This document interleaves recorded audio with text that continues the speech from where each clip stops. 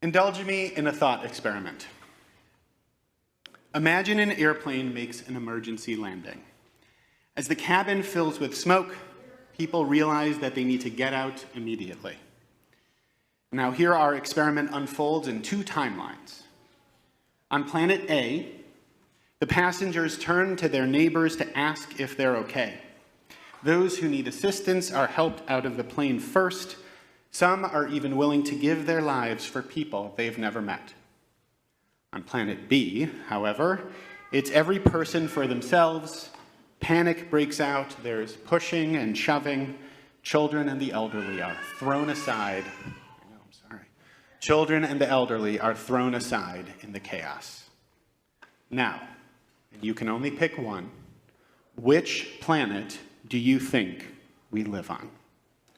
Raise your hand if you think we live on planet A, the one where people are helping each other.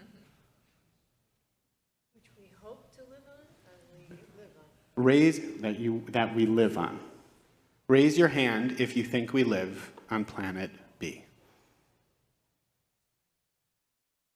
So I'd say that's about a 50-50 split, which makes this a much more optimistic group than the population at large. Tom Postmus, a professor of social psychology in the Netherlands, estimates that 97% of people think we live on planet B. But, believe it or not, and at least some of you do, time and again, the research shows that we actually live on planet A. I read this counterintuitive and compelling case study in Rutger Bregman's book, Humankind. He lays out the startling, stirring conclusion backed by extensive research that an essential element of how we have made it this far as a species is because of our social nature. Our very survival depends on the fact that we are, at our essence, built to be kind and to care for each other. We are hardwired to be kind, and our survival depends on it.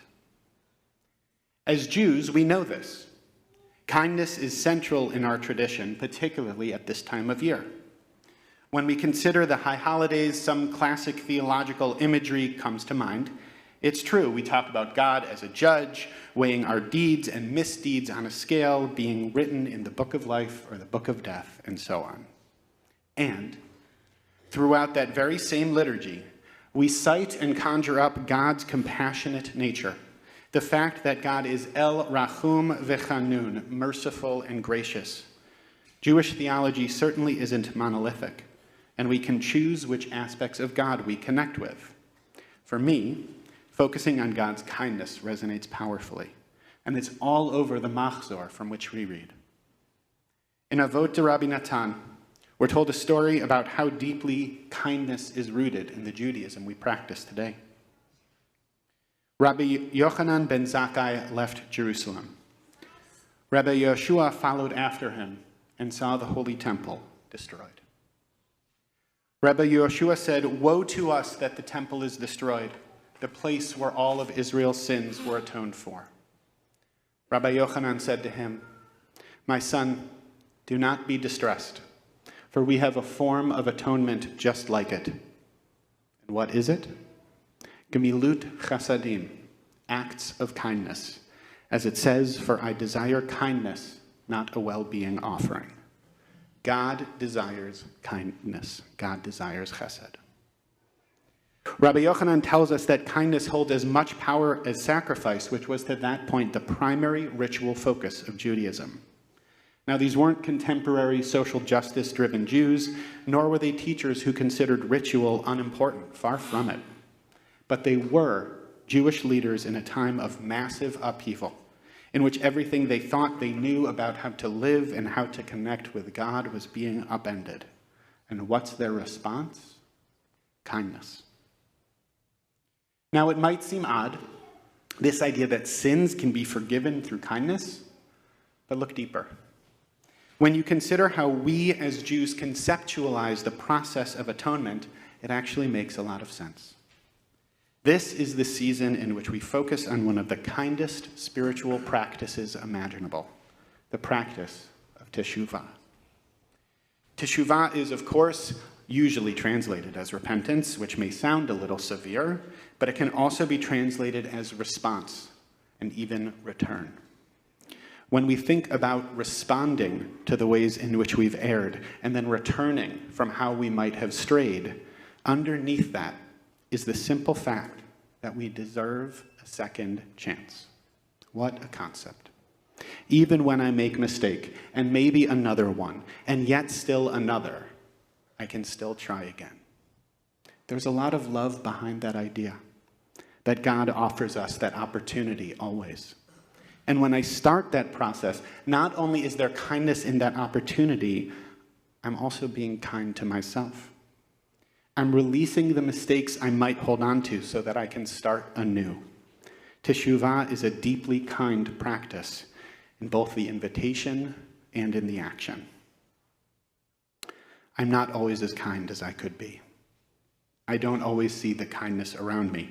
So I'm thinking about how I can apply this kind concept of teshuvah to work on my own kindness. How can I address these shortcomings? Where have I had the opportunity to see kindness and miss it? Why is that the case? Bregman offers some insight through a striking idea he introduces early on, addressing the question of how it can be that we live our lives as if we inhabit world B when we're actually in world A. We know what a placebo is, something that we ingest, thinking it's a medication for a specific symptom, and even though it contains no active compounds because of how we're thinking about it, it can sometimes actually help us feel better. Bregman introduces the idea of a nocebo, something that we only think is dangerous. Even if there's nothing actually essentially problematic about it, it can still cause us harm. For example, when I approach someone and I think that they're unkind, it'll have a negative impact on that interaction or that relationship. Bregman writes, if we believe most people can't be trusted, then that's how we'll treat each other, to everyone's detriment. Few ideas have as much power to shape the world as our view of other people. If I think you're out to get me, I'll act fearful, I'll act defensive, which will in turn impact how you see me and then respond to me, likely in a similar way. Now, this doesn't mean we should make foolish choices. We still need to be mindful of our safety. Still, much of the time, when we notice our apprehension, I think we could choose to open up and give the benefit of the doubt a little bit more. So how can I do things differently? First, it requires that I see the people around me, the world even, from a different perspective, recognizing that kindness is not just possible, but always present. I experienced this directly over the summer. I'm glad to work as a lay leader in support of Bamidbar, an organization that addresses mental health and wellness through a wide variety of opportunities, including a Jewish wilderness therapy program. That's not a contradiction in terms. A Jewish wilderness therapy program. I went to see the program in action for the first time in July. I am many things, but an outdoorsman is most certainly not one of them, so I had a lot of apprehension about what my camping experience would be like. It wasn't nearly as rugged as I had expected. We were at the base camp, not out in the field, so I had a structured tent and even access to Wi-Fi as needed, though there wasn't any running water. But more important than creature comforts, I was blown away by how thoughtful and caring the staff was.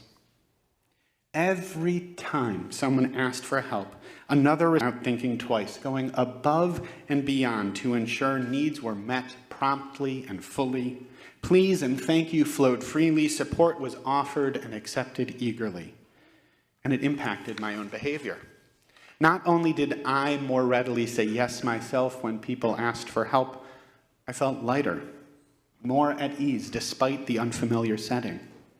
And when I shared this with a staff member, he responded simply, well, we have to act that way. When we're out in the field, we really need each other. It's not optional. Because of how my life, because of how many of our lives are structured, it might seem that kindness is optional. And it's true that lightness and that quick, easy yes to help others faded far too quickly when I returned to the city. I don't know the person holding up traffic in front of me. I don't know the person taking too long in line at the store. And because of that perceived distance, I don't think I need to be kind to them. And I can honk or roll my eyes with impunity. But the truth is, if I don't act kindly towards them, that still has an impact both on them and on me. It furthers their impression that people around them aren't kind, and it deepens my own patterns of behavior to continue to act in a certain way. Compounding the issue, kindness is often seen as a type of weakness, as being a pushover. It's actually the opposite. It takes great strength to be kind. It takes great strength to be kind. In Jewish mysticism, figures from the Torah are often connected with sfirot, attributes of God. Abraham is associated with chesed, kindness, and his son Isaac is associated with gevurah, strength and might. The Baal Shem Tov, the founder of Hasidism, asked, how can this be that gevurah, this strength, descends directly from chesed, from kindness? And so he teaches that gevurah is sent by chesed, that strength is sent forth to clear the way for kindness to manifest in the world. We need to be strong enough to clear space in our lives to be caring. We need to take action to make room for kindness in our lives, moving aside the things that get in the way. So continuing the process of teshuvah, it's not just enough to see how I've missed the mark, how I've made a mistake. I also need to have a plan for how to do things differently. What am I going to do to clear the way for kindness this year, in the world and within myself? In the Talmud, we're taught that kindness is more than merely doing good when the opportunity presents itself. Just as kindness derives from strength and not from weakness, kindness isn't merely something that happens to us. It's something to seek out. Kindness is active, not passive. We need to pursue kindness. To pursue kindness. And that's not only external. It's internal as well. I need to find the strength to push aside the fear I may have of seeing my mistakes, to claim the kindness that teshuvah offers me, and move forward from there, even if it seems daunting. And I can. We all can. Bregman calls for a new realism in his book, framing what is realistic not as just a cynical understanding of the world as dog eat dog, but rather drawing from his research and explorations to demonstrate that a realistic sense of humanity is in fact rooted in kindness and connection. It's realistic and necessary to see people as kind. This once more aligns with a Jewish understanding of the very foundations of the world. You may have heard the phrase, Olam Chesed Yibaneh, that the world is built with kindness. We're taught that the Torah begins and ends with kindness, from God clothing Adam and Eve all the way until God's burial of Moses. And usually, these are seen as conceptual frameworks, general illustrations of how chesed, of how kindness is important. But what if these aren't merely figurative teachings, but accurate assessments of what's necessary for the world to function? Maybe the only way in which our world currently stands is because of how we've evolved to be kind to each other. And now, our world depends on sustaining that capability. Another beautiful teaching from our tradition. Rabbi Meir would say, great is teshuvah because the entire world is forgiven on account of one person who repents. Maybe this isn't just figurative either.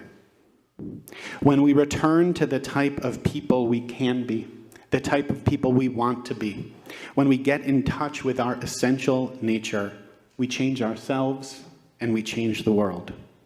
We make it a kinder, more loving place. It's also important to remember that, yes, this is the season in which we are particularly called to make teshuvah, and it's also possible every single day. In each weekday Amidah, we describe God as Rotzeh B'Teshuvah, the one who desires our repentance, our response, our return. We can claim this kindness at any moment. And of course, there's no time like right now. One last thought from Rutger Bregman. We become what we teach. We talk today about how God created the world. And if we are indeed created in God's image, so too can we create the world around us. And if we indulge in that nocebo, that unfounded assumption of negativity that can nonetheless bring forth negativity, and we approach people from a place of suspicion and fear, we'll be greeted with the same. The world around us is then suffused with that energy. But if we instead choose to see that we can and do and want to and need to live in world A, the world of kindness and care and love, that when it comes down to it, we help and support each other, the world does change as a result. When I'm kinder, the world becomes kinder. When we change ourselves, we change the world. So I want you to think of something kind that you're going to do today. Something that you weren't already planning on doing. Something proactive, something caring, something loving, something kind that you're going to do today. And once you've thought of it, I want you to raise your hand. I want you to think of something kind that you're going to do today, and when you've thought of it, I want you to raise your hand. This is not a drill. I'm asking everybody.